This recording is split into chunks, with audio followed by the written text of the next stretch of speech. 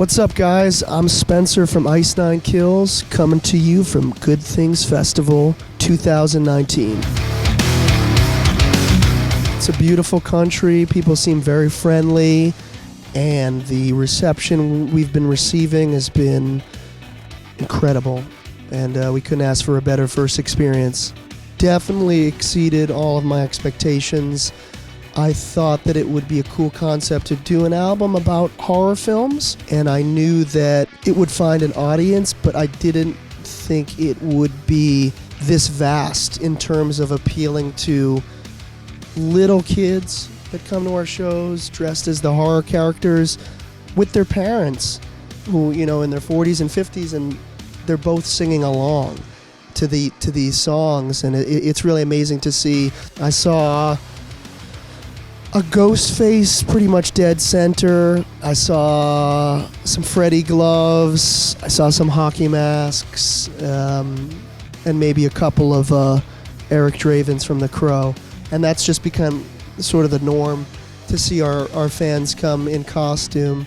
You get to be in Halloween when it's not. I just discovered it on my own. It started with going to this grocery store with my mom.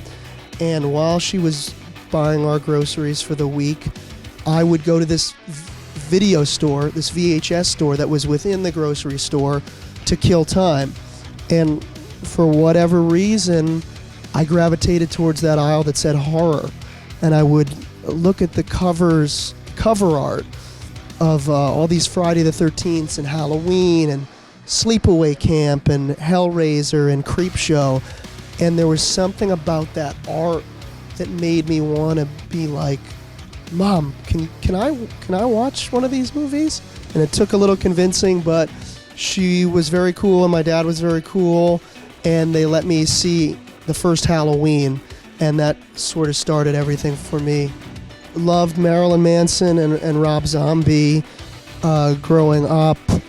I remember my dad took me to the record store to buy Antichrist Superstar. He opened up the album, and the art was, the picture was Marilyn Manson naked, pissing into two tubes, and each tube went to the mouth of one of the other members, and he returned the album. And the next day, I asked my mom if we could go to the record store and bought that album again. She just didn't know that he returned it. Yeah. But also, to tie in with Australia, something that's not related to horror at all, I've always been a huge Silverchair fan, and that was one of my first concerts ever, was Silverchair, right when Freak Show came out. That was in Worcester, Massachusetts. It would have been 1997, and the first performance I ever did live was at a school talent show, and we covered Tomorrow by Silverchair. Probably Killing People for Real? No. I don't know. I'm very interested in film, so maybe I would have taken that route, but I always hated school. I always hated studying, and I don't think I ever did homework ever.